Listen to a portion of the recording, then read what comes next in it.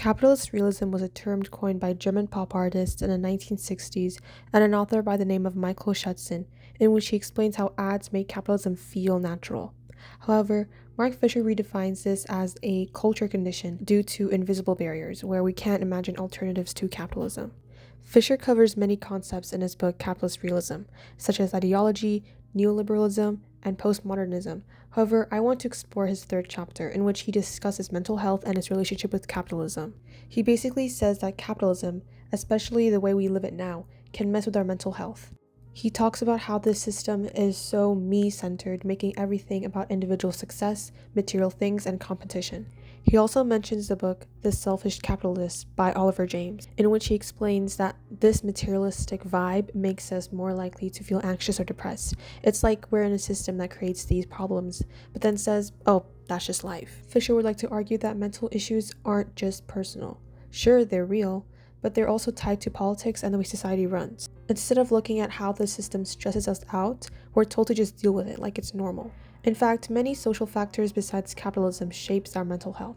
Just as how capitalism affects our mental health through money stress, job security, and materialism, our gender and our race will shape our experience in society, and that includes our mental well-being.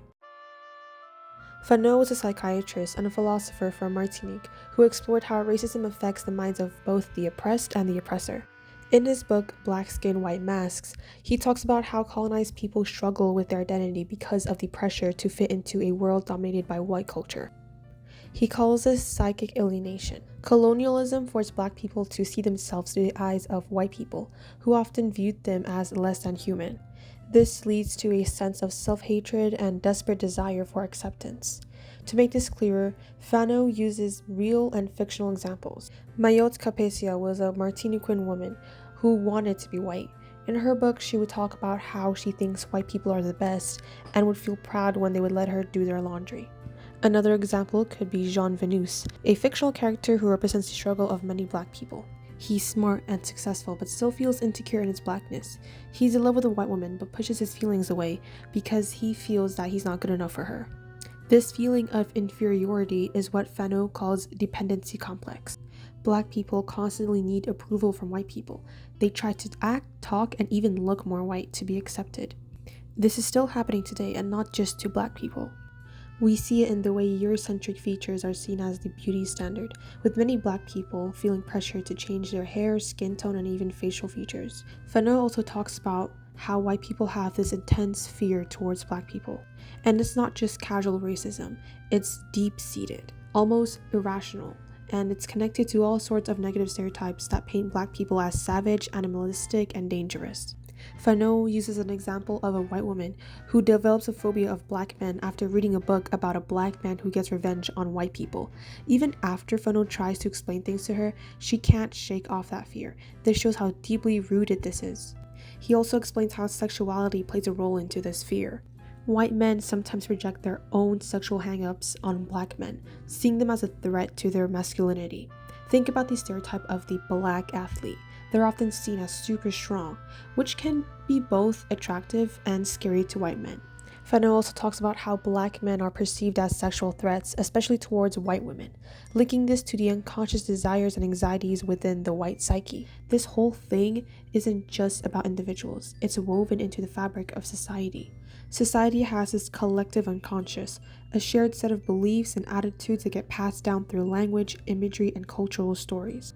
Think about phrases like darkens someone's reputation, or how white is associated with purity and good, while Black is linked with evil and darkness.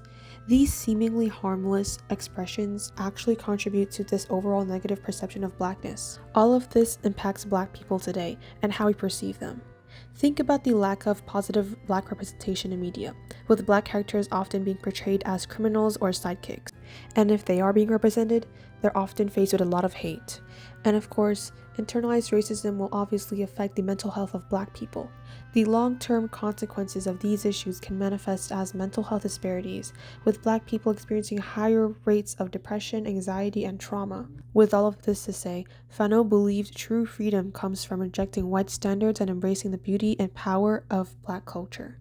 Black Skin, White Masks is a must-read for anyone who wants to understand the deep psychological wounds inflicted by colonialism and racism. Fanon insights are just as powerful today as they were back in the 1950s, urging us to confront the legacy of these harmful systems. Bonnie Bristow was a psychotherapist, feminist activist, and a professor. In her book, Radical Feminist Therapy, she talks about feminist therapy, and she takes it to a whole new level.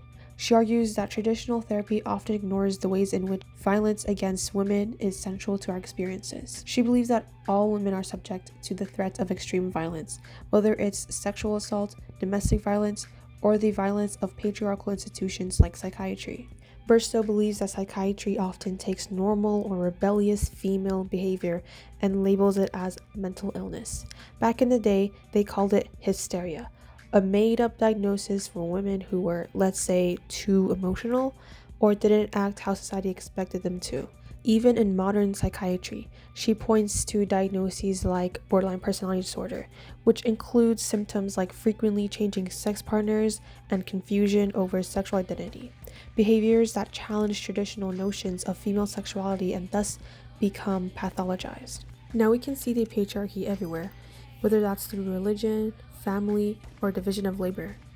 But even medical establishments have a role in this. As mentioned earlier, hysteria was used as a tool against women to villainize them. In the 19th century, their treatments often involved the removal of female reproductive organs. Not only is this batshit crazy, but it only reinforced the idea of female sexuality as something dangerous or something that needs to be controlled. These ideas of bioessentialism have been carried on by other theorists like Freud. Bristow would view this as psychiatry acting as a father. It might sound weird, but this analogy was rooted in the traditional patriarchal family model where the father figure holds authority and control, mirroring the power dynamic between the predominantly male psychiatrist and the predominantly female patient. Bristow then argues that psychiatry treats women as if they were children, stripping them from agency and autonomy. This reinforces their dependence on the fatherly figure of the psychiatrist. This should be seen as no surprise because women have been reduced to their bodies and their domestic capabilities throughout history, and even now. Women have been treated as if their existence is merely for men, as if they're not a person with thoughts and feelings. Many women are tasked with managing households and caregiving while simultaneously contributing to paid labor. Even women are divided amongst themselves, whether that's through internalized sexism, prejudices like racism, ableism, and ageism, or even their fight for male attention. 1 in 3 women worldwide experience physical or sexual violence in their lifetime, often enacted by men. So although men have higher fatal suicides, women have higher rates of suicide ideation and suicide attempts. And due to the patriarchal nature of beauty standards, nearly 20 million women in the United States will develop an eating disorder in their lifetime, and women are twice as likely than men to be affected. There was not one point in my life where I was not commented on my appearance. One of my earliest memories of this was my mom pinching my nose every night in hopes that it will grow taller, like orang bule, or white people. She would even lather me with a sunscreen every time I'd go outside, and of course it has its benefits. I mean, I was living in the Middle East. But she was mostly concerned about my skin becoming too dark and that it would look horrible on me. That is not to say that my mom invented futurism or colorism. It existed way before she was born. But having my first primary form of socialization saying these things to me, it changed my brain for the worse. And I hated school as a kid, and even now, to be honest. And not just because I had to actually do work, but it was because I was fearful of what people would think of me, how I looked, how I walked and talked. And it was like I was an ant being microscoped by millions of people.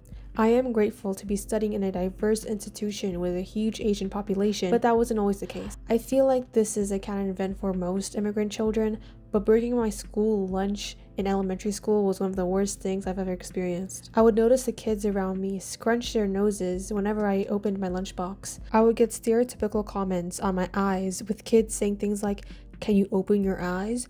or "How can you see with them?"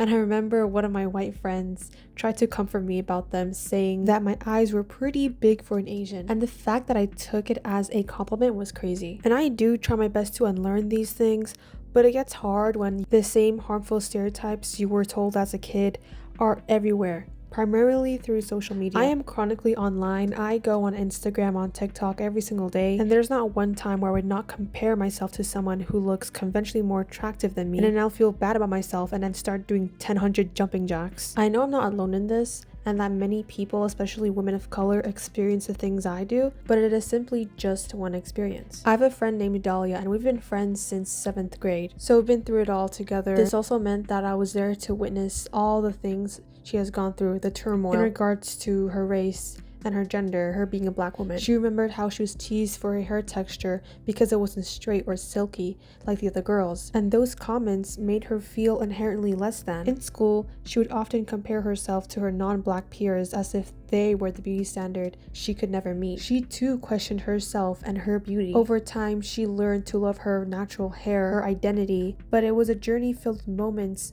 of feeling invisible, unworthy, and misunderstood. There is a common factor between race and gender in our experiences living through it: dehumanization, sexualization, and oppression. It is always best to be critical over the things we consume through media, through things we buy. The intersection of neoliberal capitalism, race, and gender shapes mental health.